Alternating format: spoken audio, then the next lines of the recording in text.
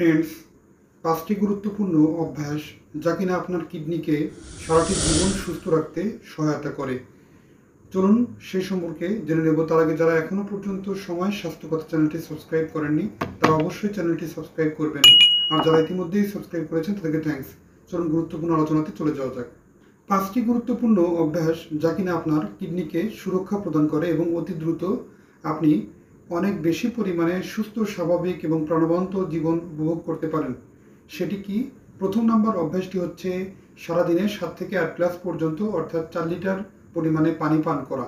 বিশুদ্ধ 4 লিটার পানি পানের মাধ্যমে আপনার কিডনি কিন্তু অতি দ্রুত সুস্থ স্বাভাবিক অবস্থায় ফিরতে সহায়তা হয়।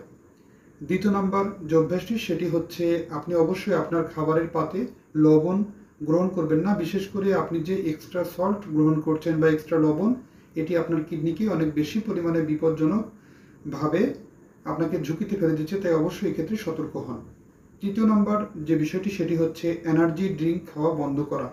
আপনি যে বাইরে গেলেই ঠান্ডা কিংবা গরমের সময়ে আপনি আপনার যে তৃষ্ণার্ত চাহিদাকে গরমে মেটানোর জন্য বিভিন্ন প্রকার যে এনার্জি ড্রিঙ্কগুলো গ্রহণ করছেন, এই সমস্ত এনার্জি ড্রিঙ্ক আপনার কিডনিকে ড্যামেজ করে দিতে পারে, ক্ষতির মধ্যে ফেলে দিতে পারে, তাই এক্ষেত্রে আপনি অবশ্যই সতর্ক হবেন।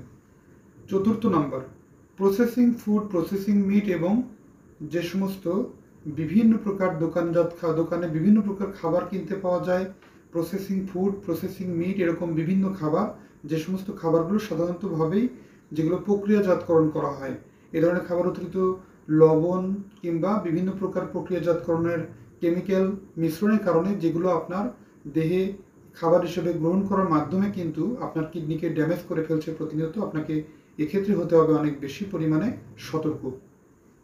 পঞ্চম নাম্বার যে বিষয়টি, মানসিক চাপমুক্ত জীবন এবং অ্যালকোহল পরিত্যাগ। আপনি আপনার কিডনিকে সুস্থ রাখতে মানসিক চাপমুক্ত জীবনযাপন করুন এবং অ্যালকোহল সেবনের অভ্যাস থাকলে তা ত্যাগ করুন।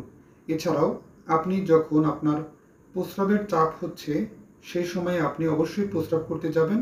প্রস্রাব আটকে রাখলে এটি একটি বড় কারণ কিডনি নষ্ট হওয়ার ক্ষেত্রে, তাই অবশ্যই আপনাকে এক্ষেত্রেও অনেক বেশি পরিমাণে সতর্ক হতে হবে। ধন্যবাদ বন্ধুরা, আজকের অনুষ্ঠানটি এই পর্যন্তই। আজকের অনুষ্ঠানটা কতটা কাজে লাগলো আপনার অবশ্যই কমেন্ট করে জানাবেন। অনুষ্ঠানটি ভালো লাগলে লাইক, কমেন্ট, শেয়ার এবং সাবস্ক্রাইব করতে ভুলবেন না। আল্লাহ হাফেজ।